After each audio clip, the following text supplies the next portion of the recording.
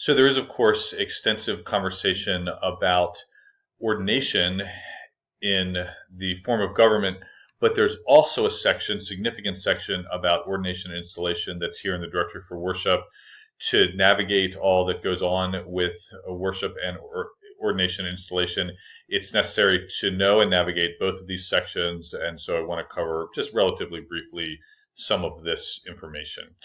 Um, Again, a theological understanding of ordination here that recognizes that it's God's call, that the goal is that the whole people of God flourish, that people who are ordained are set apart, and in installation, people who have been previously ordained are placed anew into service, and then there's types of commissioning that are done in our Directory for Worship as well.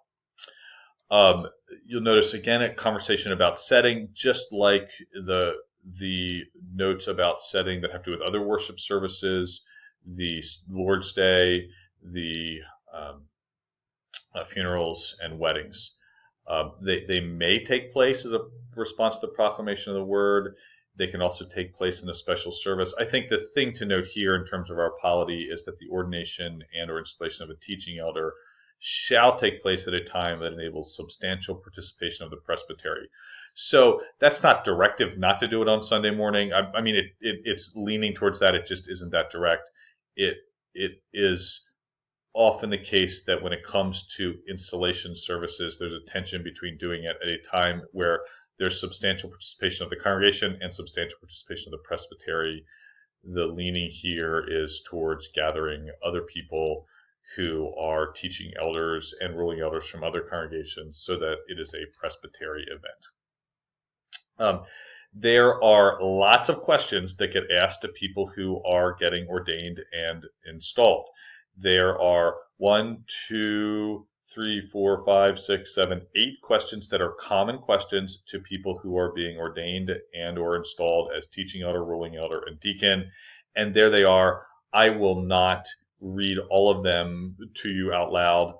I would commend you to read them carefully, because as you move towards ordination of the teaching elder, these are the vows and promises that you make. You'll notice that they start with a trust in Jesus Christ. Next is Scripture. Next is the confession. And then on into your ministry, our polity, and how we are going to work together with other people and in ourselves. So those are the common questions.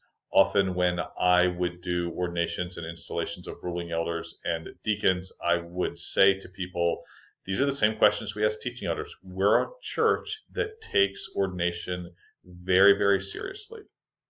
And then there are particular questions for ruling elders, particular question for deacon, particular question for teaching elders, and then particular questions for commissioning of ruling elders and certified Christian educators that focus the ministry. Then there's questions for the congregation.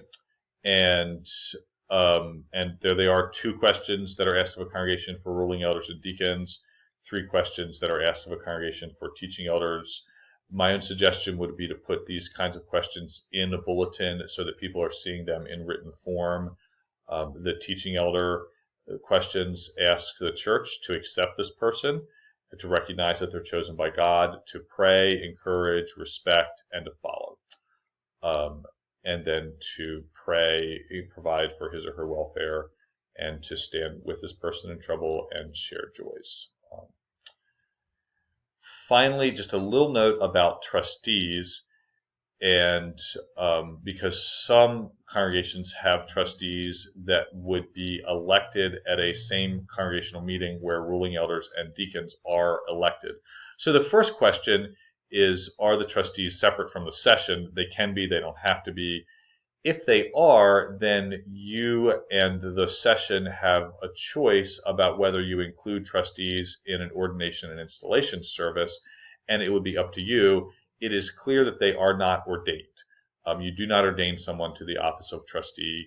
You can install them to the office of trustee. You can commission them to the office of trustee, but you don't ordain them to it. And then you have a question about what questions you use. And I have included a question that I wrote as a particular question for trustees. And we, at the congregations I've served, asked them the same questions, but noted that they were not getting ordained. In the folder, I have included some materials about ordination and installation, the language liturgy that I used, and the way that the clerk was involved. And then I also included some information about how we trained people for offices, a letter that went out, the schedule of training, and then a PowerPoint that I used one year, just to give you an idea. If you want to look at some of the materials that we used, you'll notice that I made sure everyone had a book of order and a book of confessions. If we did not do a new book of order every year unless there were really very substantial changes, thinking that 3-year cycle would work okay. And in general it did, but we wanted to make very sure that people had good access to information.